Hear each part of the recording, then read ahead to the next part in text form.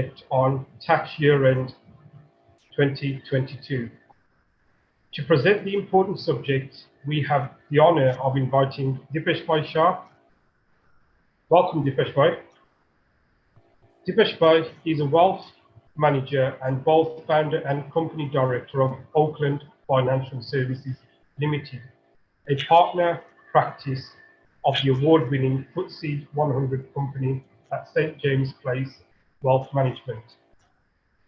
Dipesh Bhai has extensive experience of helping clients plan for both their and their loved ones' financial future and ensuring they are able to meet their financial objectives, thus giving them peace of mind.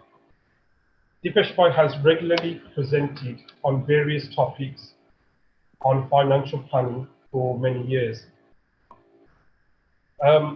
Right, if you have any questions, please feel free to ask any questions at the end of this presentation, or you can put them in the chat group.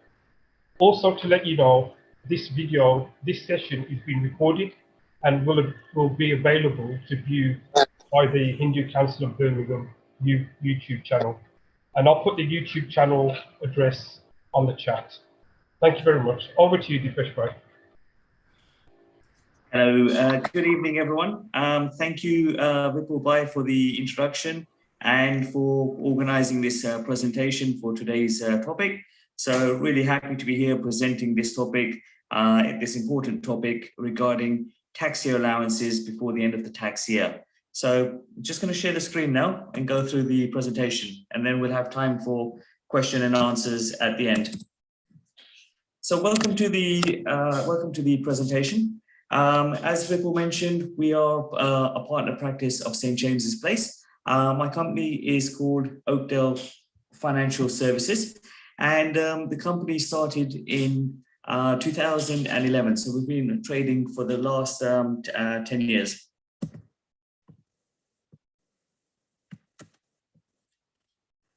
So really, as we're coming up to the end of the tax year, we call it the crunch time. So we're coming up to the most important part of the year in terms of tax year end planning. Now, although these allowances are available throughout the year, what we find is that most people tend to leave their tax planning or using up their allowances to at the last minute. So the tax year end will finish on the 5th of April 2022, and it's important that any allowances are utilized before this date. Otherwise, you're going to end up losing some of these allowances.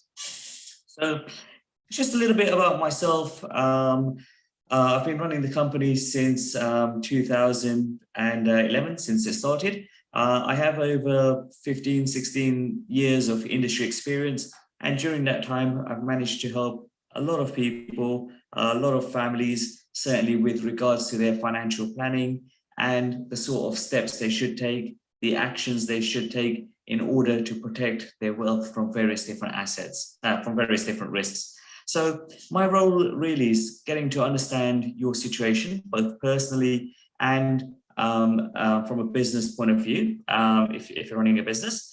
It's a case of understanding what assets you have, what you're expecting to have later on, how you plan to use the assets. And we know that financial planning can be complex because there's a number of changes that are taking place on a regular basis. And this might be in terms of budgets, taxation, allowances. So it's important that we're keeping on track and keeping ahead of these various different changes. So part of the service we provide is in terms of regularly reviewing your circumstances and making sure that your financial plan that we've created, you're still on track to achieve your financial objectives, which is the most important thing. So here it says, don't let your tax allowances go to waste. So we've got around about 6 weeks to go before the end of the tax year.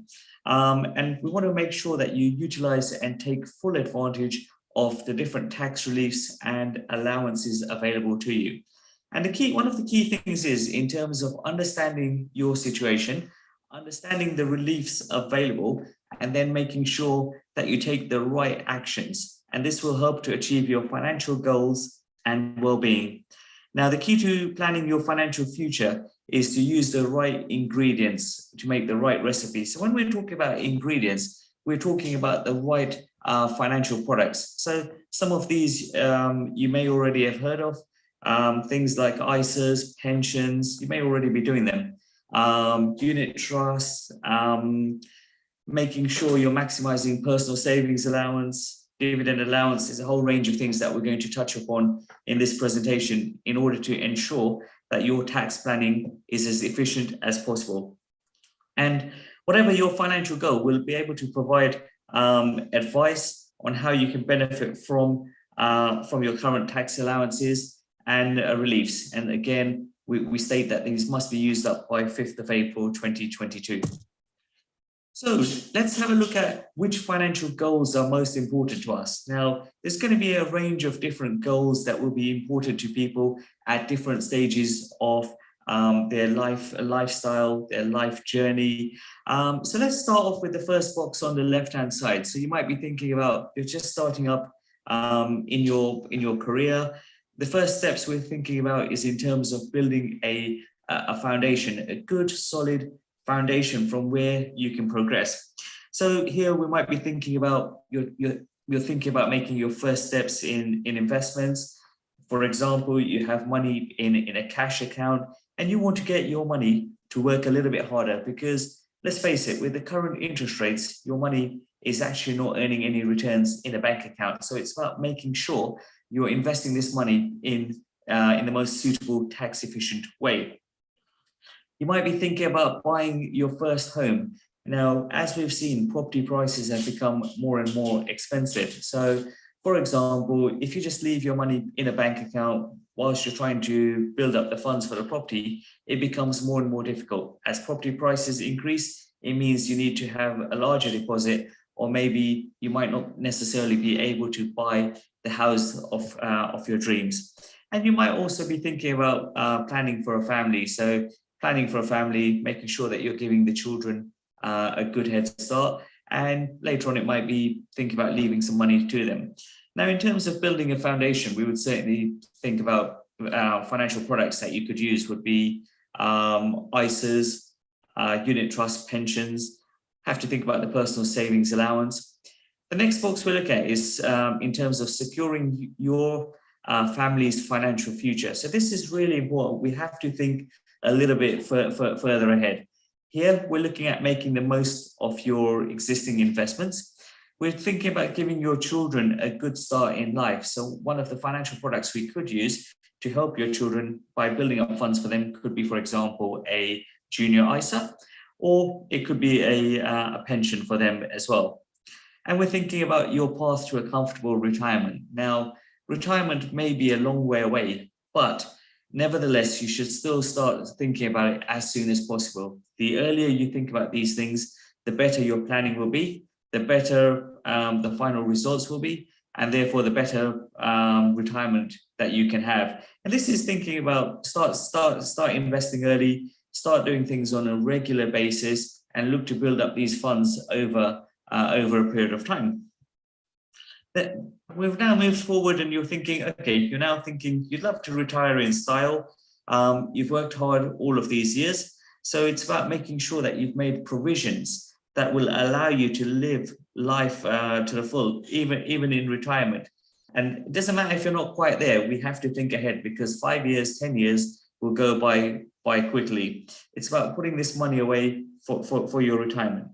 It's about making sure you do not run out of money during retirement. So it's about making the correct, sensible decisions which will grow your wealth, give you the retirement you want, and make sure that you don't run out of funds. One factor we have to take into account is that life expectancy is increasing. So with increased life expectancy, that means the money that you have available, you need to make sure you've got enough to last for a longer period of time. And then we need to ensure that your investments are working hard for you and for your loved ones. And again, financial products that we're thinking about here is in terms of pensions. There's a lot of options with regards to pensions, ISAs, unit trust, a whole range of vehicles could be there. And the final box we're looking at is the final stage really in terms of financial planning. So you've done steps 1, step 2, step 3, you've built a good foundation, you've secured your family's financial future, and now you're looking to, you've retired, you're being able to enjoy your life. So the next stage would be making sure that you're passing on wealth to your family, to your loved ones. And here we talk about helping to avoid things like inheritance tax.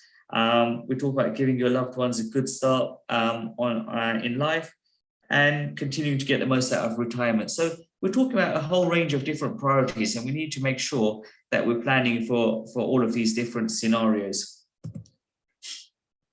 Here we look at why you should invest in an ISA. First of all, ISAs are really great vehicles. They're really efficient from a tax efficiency point of view.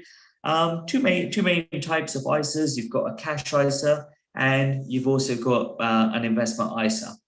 Now, the great thing with ISAs is that everything you earn from an ISA is free of income tax, free of capital gains tax, and also free from dividends. So when you make any gains or profits, or when you take any withdrawals, or when you receive interest, it's going to be free of tax. So that's one of the great things about ISAs.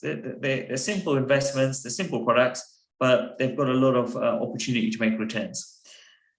They're a simple and a great way to start investing in a stocks and shares ISA. So for example, if you've never saved in a stocks and shares ISA and your money is being held in a cash ISA, you have to look at whether the cash ISA is going to be the best place for your money longer term. Of course, you need to hold some money from a liquidity point of view in your ISA, just in case of emergencies in a cash ISA or cash form, but surplus money should then go into a stocks and shares ISA.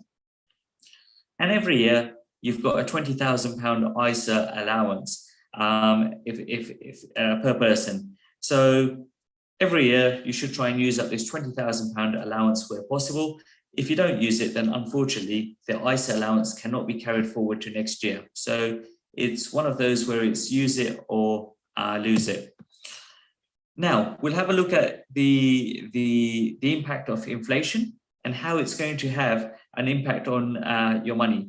Now, if you look at government figures for inflation will say about 2.5%, 3% for inflation. However, if you go to the shops or you go and look at the cost of living in general, cost of food, all of these things we would think is going up a lot more than 2 or 3%, maybe 6 or 7%. Certainly I've seen increases like that. And there's a number of factors why inflation's been creeping up in recent times. We've had energy problems. Of course, we've had Brexit. We've had just shortages of drivers. So there's a whole range of things happening in the background, which is leading to higher inflation. Basically, what we're saying is that the cost of living is going up. So we have the scenario where interest rates are very low. So the base rate is 0.5% at the moment, the Bank of England base rate. We've got a situation where the interest rates are actually at all-time low and they're below the rate of inflation. So what happens is when you invest your money in a cash ISA, this means although your money is there and it's safe and it's not going up and down, the fact is that the money in the cash ISA is going to lose value in real terms. So in purchasing terms, the purchasing power of money will be less in the future because the cash ISA is not growing. We'll have a look at a chart on the next page, which will show you that over the 10 years, if you'd invested from January 2011 to December 2020, the annual returns from a cash ISA would almost always have been below the level of inflation. So what we're saying is this is going to be a real loss for you. So where you've got your money in an ISA, cash ISA, or cash savings, and you've always invested in cash, when you look at low interest rates, inflation, you have to question whether that's going to be the most suitable use of this money, especially if it's money that you're not planning to use for the longer term. Short term, yes, you should always keep some money in cash, but medium term, longer term, that money in cash is not going to be generating any returns. So at the moment, inflation is currently 4%, and the best cash ISA you can get is around about 0.67%. So taking into account the massive difference between inflation, high inflation, low returns, then the losses are going to be even greater. So one of the things we would suggest is, in terms of investing in a stocks and shares ISA, you invest over the medium to long term, and it means that the growth should be ahead of inflation over time. So here we're showing you the green line you can see is the annual inflation rate over the last 10 years. The pink line you can see along here is the cash ISA return. So consistently over the last 10 years, the rate of inflation has been higher. So here we're talking about investing in an ISA. So key thing is adding a little each year goes a long way. So even if it's just a small amount, it's always worth putting it into your ISA, benefiting from growth, of course.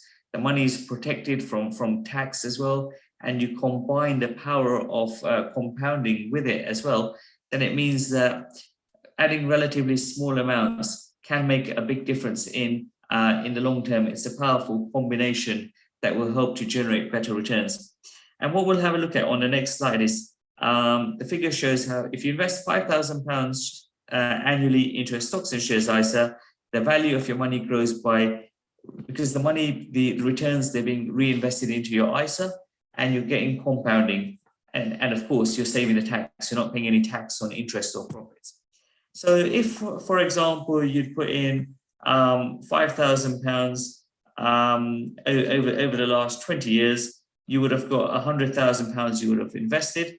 And based on a growth rate after charges of 2.4% per annum, this would have grown to 129,480. So you can see the benefit over a longer period of time. The returns will start coming through, as the graph shows. So we've talked about adult ISAs, cash ones, investment ones. You've also got what's called junior ISAs, and these are designed for children. So this is where you want to help give your children a good start in life. Of course, there's two different types, again, just like the adult ISAs.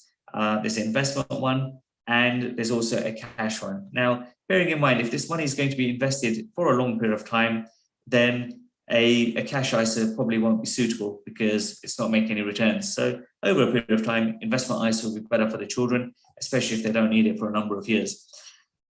With regards to junior ISAs, they must be started by parents or grandparents. The money will grow tax efficiently in an ISA up till the age of 18. And there's no income tax, there's no capital gains tax. So really nice tax efficient vehicle for the children's money.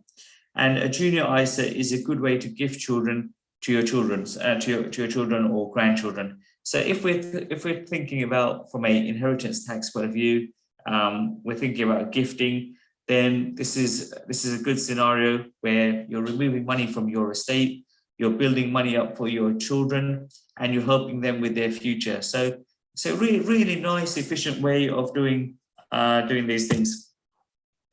Let's have a look at the ISA allowance at the moment. So the ISA allowance for 2021, 2022, i.e. the current tax year, is going to be £20,000 per person, or £40,000 for a couple, and £9,000 per child into a junior ISA. Now, you can do a mixture of stocks and shares, cash, or a combination of two.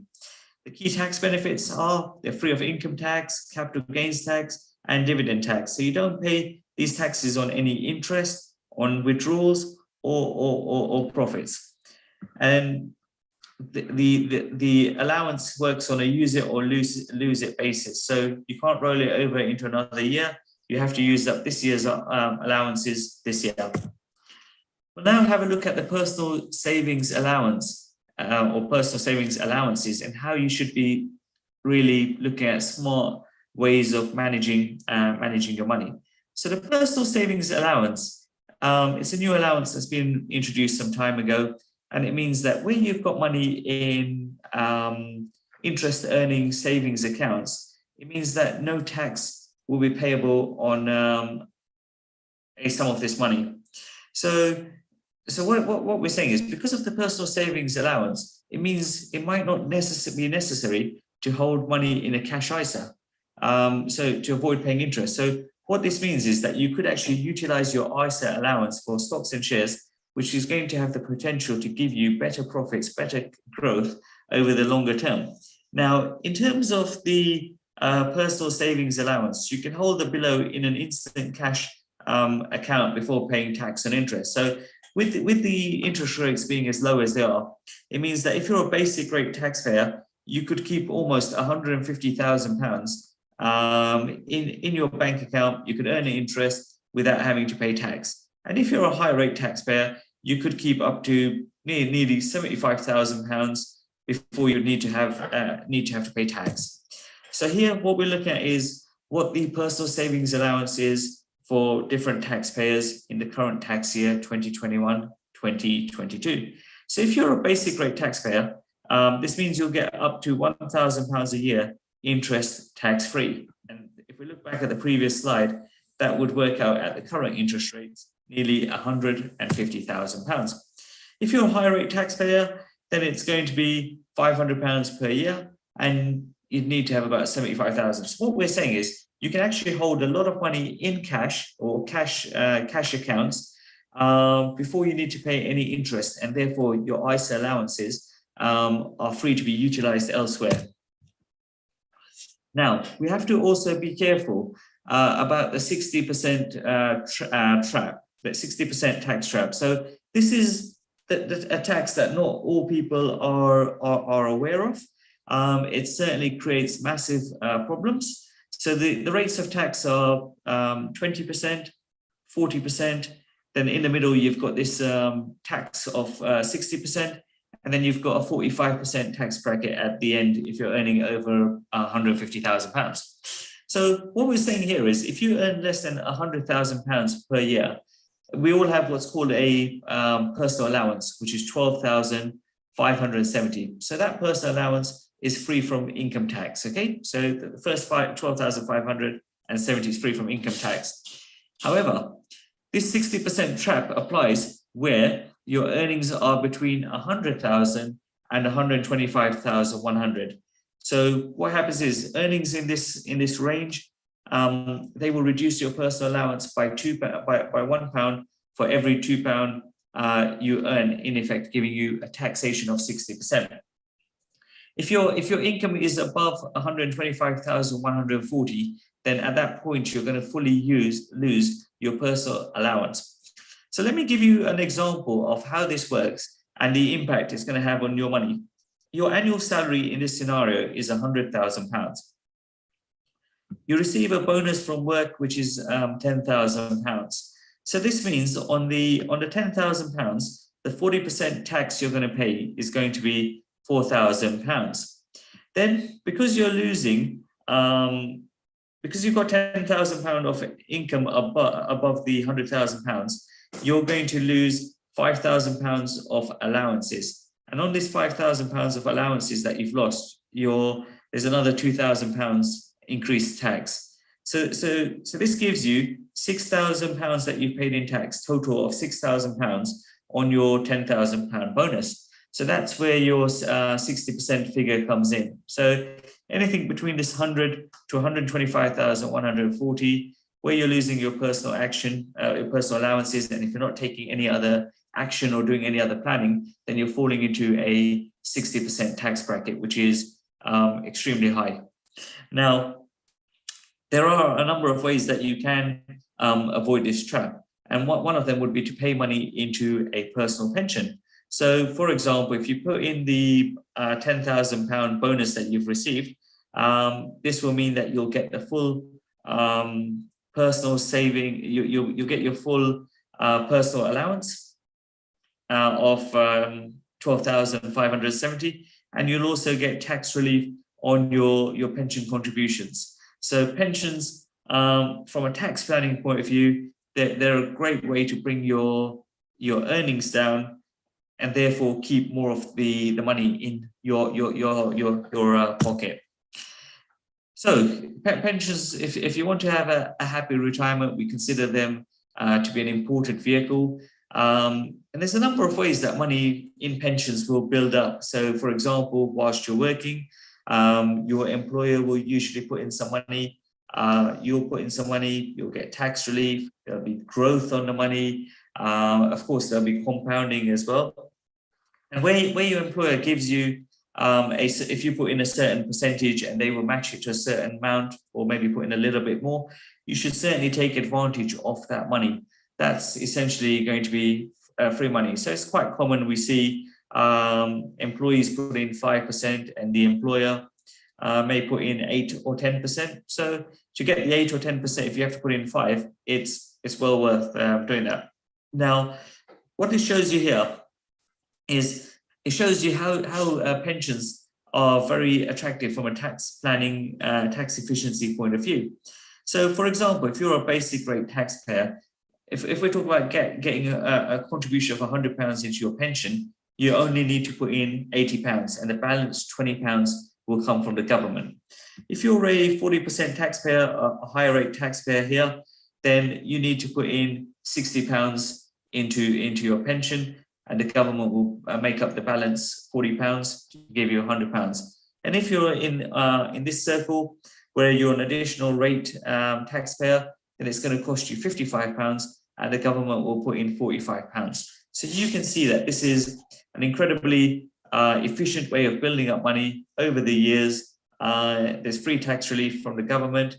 There's tax relief from your employers. So you can see that that's going to be very, very powerful way of building money. So what we always say with pensions, although we think it's a long way away, the reality is that the time will soon go by quickly. We should all be putting in as much money as we can into pensions.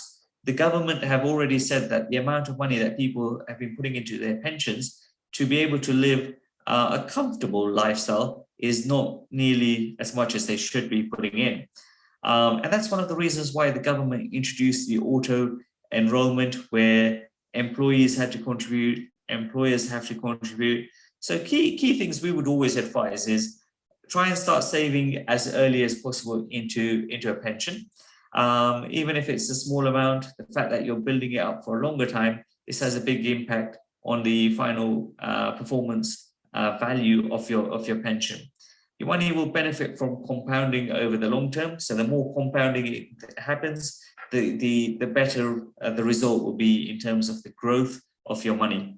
You should top up as much as you can before tax year end, 5th of April, and it's never too late to start saving. So some people might think, well, we've never put any money into a pension. Now is a good time, certainly with the tax reliefs available. So here it shows you what happens if you started by putting in a gross contribution of £200 per month up to your retirement age of 67. So like I said, if you start saving early at 20, you're going to get the best outcome. There's going to be £349,000 in your pension pot, roughly. If you start saving at 30, then what this means is you've got less time for the money to accumulate. Therefore, the value of your pension at the point of retirement could be considerably less, around about £215,000. And if you're in the age of 40 and you're putting in £200 a month, then your pension fund at the age of retirement might be £123,000. So what we're saying is either try and start saving as early as possible from 20 onwards, or the other thing would be to consider if you're 40, maybe you need to put in more than £200 a month, because this will only give you £123,000. So when you look at retirement in retirement terms, that might not give you the retirement that you're looking for. So what we're saying is, how much should you be saving for a comfortable retirement? So we'll have a look at a slide on the next page, which gives you an idea of the level of income required, what the value of your pension pot needs to be to achieve your goals. And it assumes your entitlement to a full state pension, which is currently £9,339. So we've got 3 different scenarios where the first scenario will give you a minimum savings, which is around about £10,000 per year. So probably give you a pretty basic lifestyle. The middle scenario is looking at a moderate lifestyle. This will give you £20,000 per annum. And the comfortable scenario is allows you to enjoy your retirement a little bit more, and it will give you £30,000 in retirement. Now, remember, pension is only one form of asset for your long-term retirement needs. Other money could come from ISAs, for example. It could come from the downsizing of a property, or you might have some buy-to-let properties in the background. You may also receive an inheritance. So your pension, your streams of income at the point of retirement will be other streams, not just your pension. So here we're talking about the benefits, the allowances, your pension allowances for the current tax year. So you get income tax relief on 100% of your earnings up to a maximum of £40,000. So again, we're saying take advantage of income tax relief. When you get to the age of 55, whatever the value of your pension you've grown, you'll be entitled to a 25% tax-free cash. So that could be quite a nice option to have. But nowadays, with people living longer, what we're seeing is people are actually not taking the money out at 55. They're still living longer. That means they're going to have to work longer. So they're leaving the money in the pension. And this means that as the pension value increases, later on, when you take your 25% in pounds, you should be getting a larger value. The ability to carry forward. So with pensions, you're allowed to use what's called the carry forward allowances if you haven't put in, if you haven't used up the full allowances from previous years.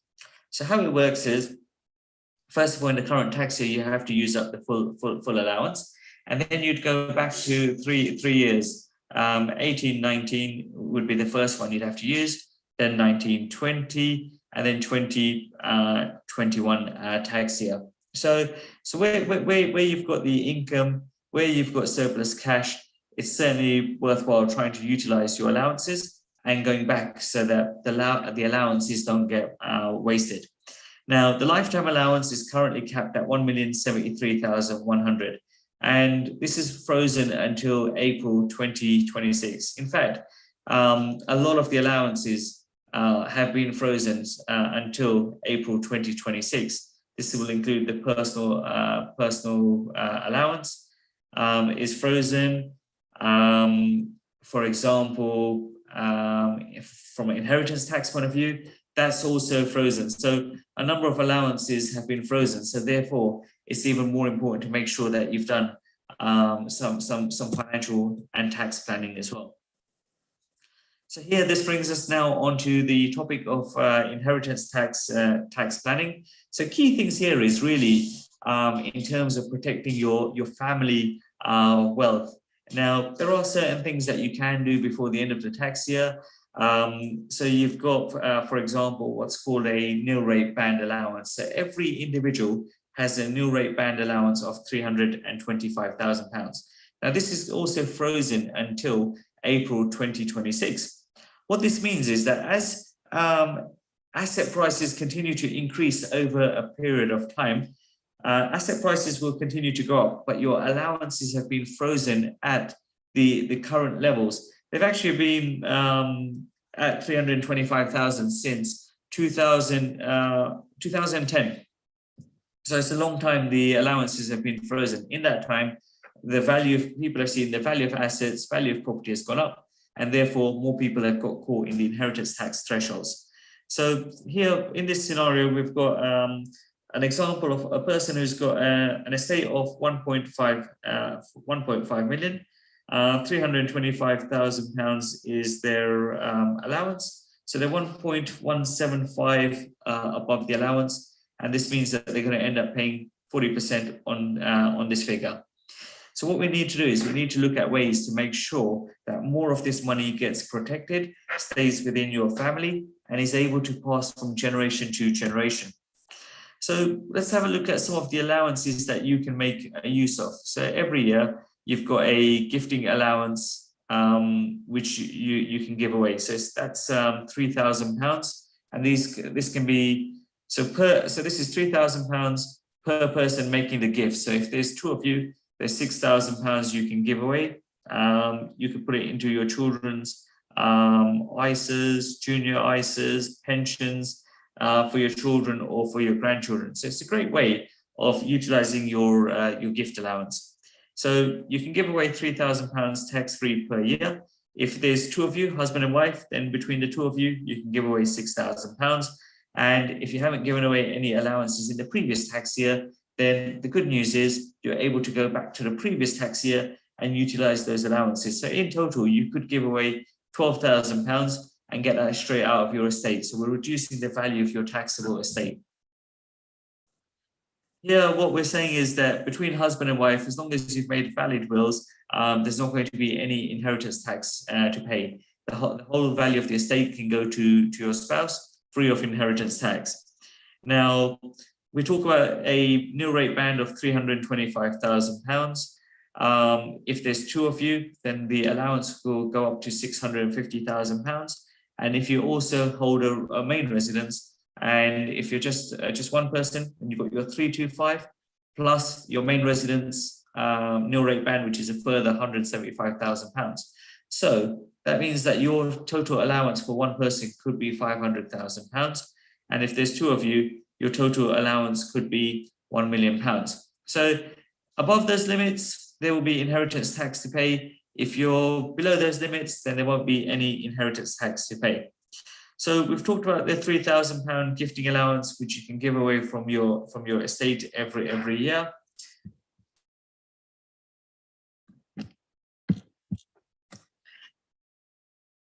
£3,000, yeah. So you've got various allowances, and it's a case of making sure that we're using the allowances to start reducing your inheritance tax.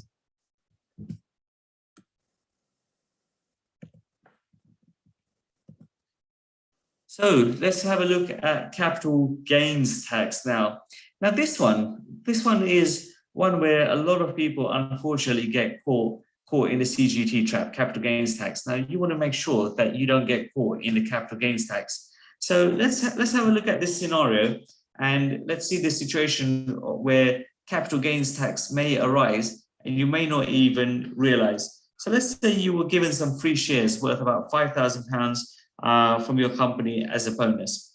Now, as time goes by, the value of the company is doing well, the value of the shares goes up. Let's say at some point in the future, the value of the shares are worth £25,000. Now, what this means, and it doesn't need to be just shares, it could be any asset that you've bought that's increased in value. This means that you've made a gain of £20,000. Now, your capital gains tax allowance every year that you have is £12,300. So what that means is anything above £12,300 is going to be subject to capital gains tax. And in this scenario, there's a figure of £7,700, which is above your allowance. So if you're a high rate taxpayer, then the amount of tax that you're going to pay, capital gains tax, as a high rate taxpayer is 20%. So that would mean that you'd end up paying £1,540 in capital gains tax. Obviously, capital gains tax will apply to other assets as well, like I mentioned. So, for example, it doesn't apply to your main residence. There's no capital gains tax. But if you have a buy-to-let property and you sell it or you transfer it, then there's usually going to be capital gains tax to pay. Now, what we're looking at here is ways to help you reduce your capital gains tax bill to zero. What we want to do is we want to maximize the planning and reduce the amount of tax that you're going to pay. So one thing that you could do is, for example, where you've got these shares, you could hold them in an ISA. And by doing that, you benefit from the favorable capital gains tax treatment from ISAs, i.e. there's no capital gains tax for the gains that you make within ISAs. You could, for example, sell half the shares this year and half the shares in the next tax year. Makes the taxable amount. So what it will mean is that your gain of £20,000 will be within your. If you sell it over 2 years, your gain will be £10,000 this year. Your gain will be £10,000 next year. So then it means you can use up this year's capital gains tax allowance, and you can also use up next year's capital gains allowance. By doing it this way, it means that you're not paying any capital gains tax, so you're saving the capital gains tax, which is nice. The other action you could take is you could transfer your assets to your spouse, and therefore you've got two lots of allowances to use. One other thing that you could do with capital gains tax is in terms of delaying the sale of the assets. So if currently you're a 40% taxpayer, later on in the future, if you know that your tax position is going to change and you're going to go from a high rate taxpayer to a basic rate taxpayer, then what you should do is hold on or defer the sale of the assets so you benefit from lower capital gains tax rates. So we'll have a look at dividends. So what happens with dividends? You should consider holding your shares in an ISA, because what normally happens is where you've got shares and they're not in an ISA, then those dividends that you receive will be liable for what's called dividend tax. Now, with dividends, the government will allow you to receive the first £2,000 of dividends as tax-free, but then this is charged per your tax rates. So if you're a basic rate taxpayer, the rate on dividends is 7.5%. If you're a high rate taxpayer, the rate is 32.5%. And if you're a high rate taxpayer, the rate is 38.1% for additional rate taxpayers, or 45% taxpayers. So what happens here is you receive annual dividends worth £5,000. Your allowance is £2,000. So that means £3,000 is above the allowance. If you're a high rate taxpayer, you'll pay £975. Whereas if you put these shares into an ISA, then you're not going to end up paying any dividend tax. Now, one thing to be aware of is that there are things that are changing, and these things will have an impact on your wealth. So, for example, we know that from the 6th of April 2022, a tax rise is coming. Dividend tax is going to increase not by 1.25% across the board. So it's worthwhile to consider investing in stocks and shares ISA. And if you're a limited company, director, it's certainly worthwhile taking a higher or taking a larger dividend this year before the end of this tax year, so that you don't end up paying unnecessary amounts of tax. Because if you're going to take dividends next year, you've got the profits in the company, you may wish to take it out earlier to save the 1.25%. So we're now coming to the end of the presentation. So what we've talked about is we've talked about the different types of financial instruments or financial vehicles you can consider. We've talked about the different types of tax planning scenarios that you should be utilizing to make sure, to ensure that you're making the most of your money, you're growing it as tax efficiently as possible, and you're getting the benefits of compounding, growth, tax relief, all of these various factors that I've discussed so far. So in summary, we would say, utilize your ISA allowance as much as you can. So every year, £20,000 is the allowance per person. So husband and wife, just between you, you've got a £40,000 allowance for the current tax year. For children, you can put in, or grandchildren, you can put in £9,000 per child into junior ISAs. And it's a really tax efficient way of building up money to help them for their financial future. You should certainly consider contributing into your pension. The key things are you can take advantage of the full allowance. You can make the most of your tax efficient benefits that your pension can bring. And I also mentioned with regards to pensions, if you're going to fall into the 60% trap, then you should say where you're going to start losing your personal savings allowance, where you've got earnings over £100,000, you should definitely consider making pension contributions, because that is a very high level of tax. If you're coming up to retirement and you need a large withdrawal, then it's best to talk to your advisor about spreading the withdrawal over 2 or more years. And the key thing is, if we know that there's a withdrawal coming, then we should be doing this in a way, we should be planning ahead in a way that ensures that we minimize the amount of tax that you pay.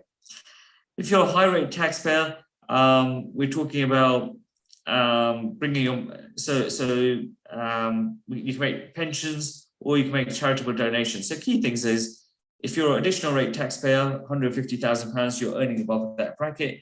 If you put in a pension contribution, it'll help you to bring your income back below £150,000 and stops you getting taxed at the rate of 45%. It helps you hold on to your personal allowance, so avoids the problem of the 60% for earnings over £100,000. And where you're receiving child benefit, if your income is above £50,000, then you start losing your child benefit. So the moment you get to £60,000, this means that you're going to lose all of your child benefit. So putting money into a pension contribution, bringing you back below certain levels, will allow you to hold on to your child benefit. So you can see that there's multiple reasons, multiple benefits from these pension contributions. You have a £3,000 allowance. Don't forget this. This is outside of your estate, and it won't be liable to inheritance tax. Of course, if you are looking at inheritance tax planning, then there's other things we need to consider, because £3,000, if the estate is sufficiently large, it's going to take you a long time to get it out. £3,000 may not necessarily help you. So we'd be looking at other areas of planning. If you own a business, then certainly consider taking dividends, dividend income instead of salary. Bear in mind that the first £2,000 of dividend income is tax-free. And also remember that there's going to be a tax rise coming up on dividends from April next year. So think about your dividend strategy in terms of how you're taking this money out from the business. And then if you also run a business, then one of the great things you can do is where you've got profits, you can make a contribution to a personal pension. And what this will do is this will reduce your expenses and therefore reduce your corporation tax. Any pension contributions that the company makes on your behalf is not subject to any income tax or national insurance considerations. It just goes on as an expense on your P&L. So that brings me to the end of the presentation. Thank you all for listening. I hope you enjoyed it and found that useful. We're now open for questions.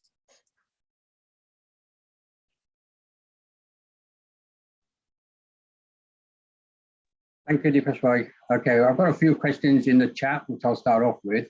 Okay. Okay, so the first one is from Jekkison.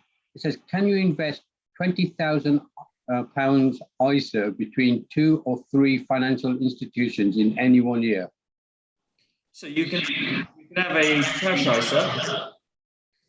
Sorry, you have a cash ISA with a bank, and you can have a investment ISA with another provider, but you can't have 2 investment ISAs in the same year. So the maximum will be 2 of these types of providers. Great, thank you. The next one is from Badra, and the question is 9,000 in a junior ISA per year? Correct. Every year, every child has this allowance of £9,000. Thanks. Okay. And the next one is, are there any changes in getting a lump sum pension on retirement of 25% tax-free? Are there any? So in the old days, your options used to be 25% tax-free cash, and then the balance of the money would go into annuity. And annuity would pay out an income for as long as you live. And then when you pass away, that annuity income may reduce if there's a spouse or come to an end. Nowadays, there's a lot more options around pension planning. So, for example, you can take out 25% tax-free lump sum. You can take out a percentage of the 25%. You can take out all of the 25%. You can take out a percentage.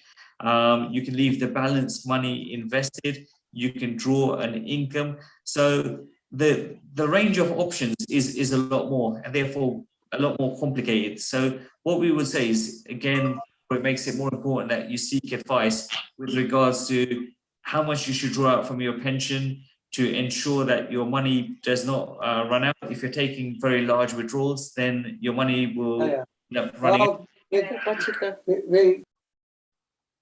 Sorry about that, Dipesh bhai, carry on. We would advise in terms of making sure that you're taking out sensible amounts of money. So for example, if your cost of living is 40K, you might want to take out 40K or 45K. There's no point taking lots of money out from your pension and putting it into your bank account or putting it into a environment which is now not as tax efficient as a pension. So yes, the scenarios are different now. In the old days, people used to take their 25%, usually around about 55. What we're seeing is a lot more people, because they're living longer, they have built up other assets, property, they're less reliant on the money from the pension. So therefore, the pension should be one of the last things that they take the money out from. Yeah, good advice. The next one, I'm not quite sure what the question is but this is from Rashika. She's asking, what if grandchildren are living abroad? So I think basically they've got family members who are living abroad, and obviously they want to leave things for them. What would be the best way to do that? So if they're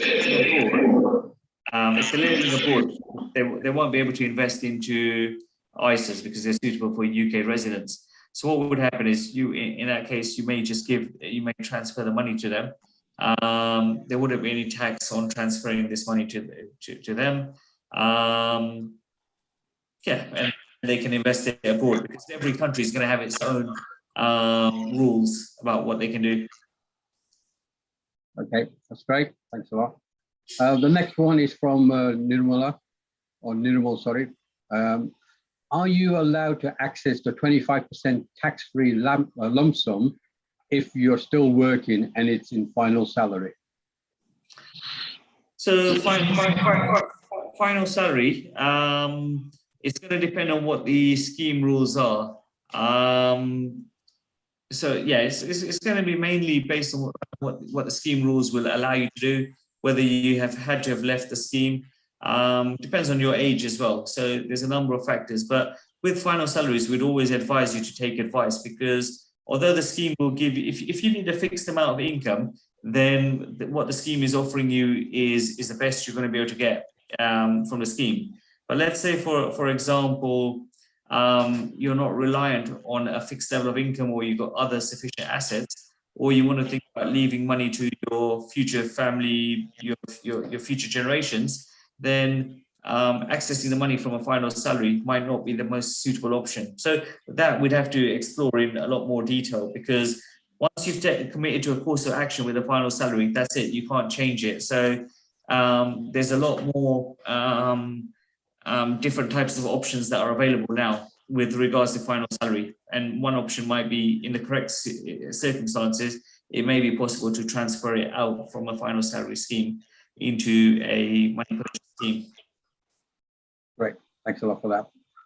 The next one, again from Badra, is that if I sell a property and give the funds to my children, do I pay capital gain tax, as well as my children have to pay for their gains? So it depends what sort of property it is. If it's your main residence, then there's no capital gains tax. If it's a buy-to-let property or investment property, then when you sell the property, the capital gain is based on the purchase price you paid for it. It's based on the final sale value. That's your capital gain. You might have some capital gains allowance that you can use, but you'll have to pay capital gains tax on property. If you're a basic rate taxpayer, it's going to be 18%. And if you're a high rate taxpayer, it'll be at the rate of 28%. And sometimes some people end up paying 18 and 28%, depending on their level of earnings and the gain. Great. I think you've answered the question for Omrat. Is there a way to reduce capital gains tax when selling a buy-to-let property? I think you just answered that question. So what we would say is try and utilize allowances where possible between husband and wife. Certainly that's possible. You might be selling. You might not be selling the whole property. If you're selling it to family members, you might be able to sell off some little chunks of it as you go along. If you need to keep hold of the income, that might be an option. And there are some other financial planning products that we have access to, where you can defer the capital gains tax from the sale of a buy-to-let property or a investment. Right, thanks. Next one is from Newport. What happens if currently the child is UK citizen and parents open a junior ISA for him, and then child moves abroad before the junior ISA has matured? So the junior ISA would carry on, but if the family's moved abroad, then they won't be able to put any more money into the junior ISA, but the junior ISA can just carry on as it is. So does that mean that from the point when they leave and go abroad, then you cannot continue contributing to that junior ISA? Is that correct? Yeah. If you're not resident in the UK, you won't be able to contribute to the ISA. Right. Okay. And then again, just to follow up on that, then how would they be able to then take that money out to pass it on? Then do they just close the ISA, or is that because the ISA is in the child's name, the child has to do it? The child will get control of the account from the age of 16, and Right. from the age of 18 they can access money from a investment ISA, as 16 for a cash junior ISA. Even though they're going to be abroad and out of the UK. Correct, but with the ISA you can't get access till the age of 16 or 18, like I just mentioned. Okay, great. Thanks a lot for that. The next one is from Suresh. It says, what sort of records do you need when you give gifts to your children of £3,000 per year? So certainly you should create a letter and put that in the file. You might wish to take a printout of the bank statement so that you can show that on this date, this amount of money was transferred to your child. And then on the letter, you should be saying that this is a gift that you're making on this date. You're using up your annual gift exemption of £3,000, and you're giving this money to the child and you're not expecting to get it back. And that would be fine. So if you have a few notes like that every time you give this £3,000, then that's good practice. Great. Okay, and there's another question following on from that. So what's the best way to gift the 3,000 to the child? Is it putting money in their bank account? So there's a range of options. You could give them £3,000 cash. You could invest in an ISA for them. You could invest in a pension for them. Those would be the main ways. Okay. Next one from Nirmal again. What is the capital gain tax allowance per year? £12,300. Okay, the next one is from Jefferson. Okay, if you have investments in India on 2.5 lakhs, you pay 20% TDS. Do you still have to declare to HMRC and pay more tax here? TDS, what's TDS? It says if you have investments in India on 2.5 lakhs, you so let me rephrase this. So if you have investments in India, okay, and you've got 2.5 lakhs on which you pay 20% TDS, so that must be the local tax there. Do you still have to declare to HMRC and pay more tax here? So if you're living in the UK, you're domiciled in the UK, then you're going to be taxed on your worldwide income. So yes, you will have to pay some additional amount. Okay. The next one, don't know who it's from, but it says, can a lifetime and an annual ISA be acquired from two different providers? Sorry. Can a lifetime and an annual ISA be acquired from two different providers? So the lifetime ISA will also be part of your £20,000. So you're putting X amount into the lifetime ISA. I believe that's £4,000. That will just come off your 16,000, your £20,000 allowance. So yes, you can do both. Next one is from Suresh again. What is the situation as regards giving children lump sum as deposit, non-refundable, to get on property ladder? Non-refundable. So when you give any capital away, you have to survive 7 years from an inheritance tax point of view. There isn't any other tax on that gift. It's just a gift. You're giving the money to the children, and you have to survive 7 years from the date of making that gift. Okay. That's all the questions that we've got posted. Anybody else wants to ask any questions? If you do, then please unmute yourself and ask the question.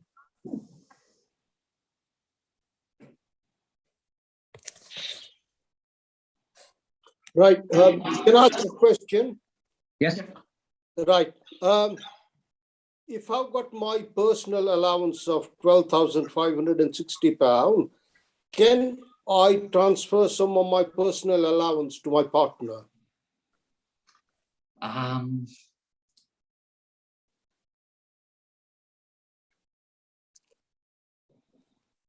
There is something where if you're a basic rate taxpayer, and I believe if your partner is also if your partner is a non-taxpayer or maybe a basic rate taxpayer, you might be able to transfer some of their allowance. There is something that you can do there. Yes.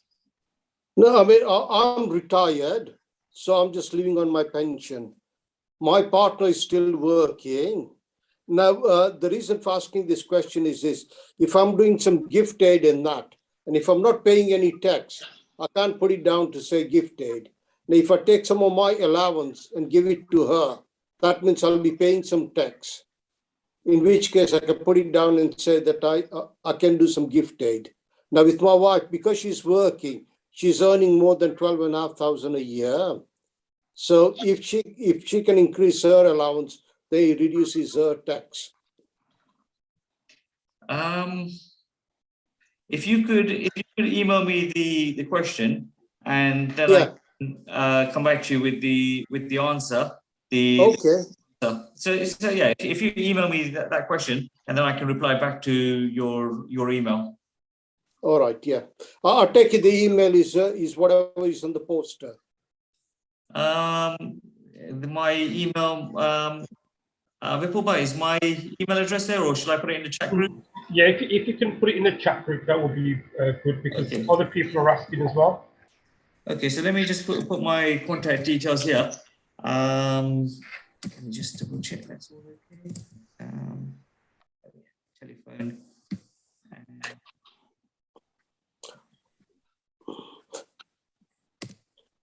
There you go. So yeah, I've just put my contact details there. I think I've put my email address on there as well. Let me just double check. Okay.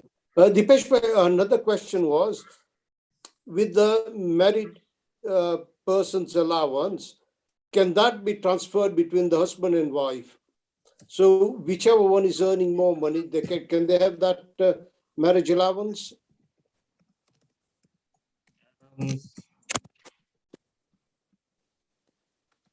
Yeah, there is something for husband and wife. It's there is a small allowance.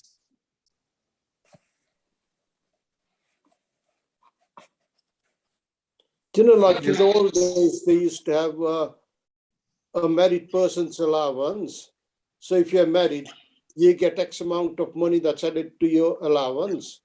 Now, up till now, I've been claiming that. Can that be transferred onto my wife so that I don't have to claim that? Yeah, if you email that one to me, because we don't. All right. I'll put it on married couples allowances. That's more a question for an accountant. But if you email it to me, then yes, certainly I can come back to you with the information. Okay. Thank you very much, Dipesh Bhai. Okay. Dipesh Bhai? Hello. If you've got a ISA savings with a provider and you're transferring to another company, can you still put some more new money for the current year? So let's say, for example, you had this money with the old provider 5 years ago, and you haven't put any money in this tax year into that provider, and you transfer it, then yes, you've still got your ISA allowance. But if you put money into this ISA before you transferred it, then that will reduce the amount of allowance you have available. No, I mean to say I've got an ISA allowance at the moment, which has been invested with the Building Society. But I want to transfer that fund into another company and also add new money for the current year. Yeah, absolutely. You can do that. Okay, thank you. You've been a very helpful man. No, thank you. Thank you. Okay, one more last question before we close down. So Ashok has asked, can I put my existing shareholdings into an ISA? Yes, as long as the provider can accept those sort of shares, then big companies, FTSE 100, maybe FTSE 250, maybe some slightly smaller companies, yeah, those holdings could go into an ISA. Right. Thank you. And I know, okay, I know we're over the allotted time, so we're going to bring the session to a closure now. I'd like to thank Dipesh Bhai for taking time out of your busy schedule to host this session. I think from the feedback that we've had, it's been a very informative session. Everything has been explained in a manner that people have been able to understand it quite well. And obviously, they've got the opportunity to rewatch the recordings on YouTube and on the HCB website. So if they've got any further questions, you provided your contact details, so I'm sure they'll probably will reach out to you and get some further information and clarity on whatever points they've got. But thank you very much for that, Dipesh Bhai. It was very informative. And thank you everybody for attending. And we would like to bring this session to a closure and wish everybody a good evening. Right, thank you very much. And from my side, thank you, Amir Bhai and Paul Bhai and the HCB for bringing this event and allowing me the opportunity to present to your members. And hopefully everyone's enjoyed it. It's answered maybe some questions, given them some food for thought. And just remember the tax year end is coming up. And if you do need to speak about anything or you want to have a discussion, please feel free to contact me by telephone or email. Happy to help wherever possible. That's great. Thank you very much for that, Dipesh. Thank you, Dipesh. Well, I just want to say thank you to Dipesh Bhai for a good insight into the tax year and how to utilise the funds as well, the best way. And I hope everybody enjoyed the session today. And as Hamid Bhai stated, it's on the YouTube channel if you want to watch it, and also will be posted on our Hindu Council of Birmingham website as well. But I'd just like to say thank you to Dipesh Bhai, as always, brilliant, and an excellent advisor as well. So thank you very much for taking time out. Thank you and good night.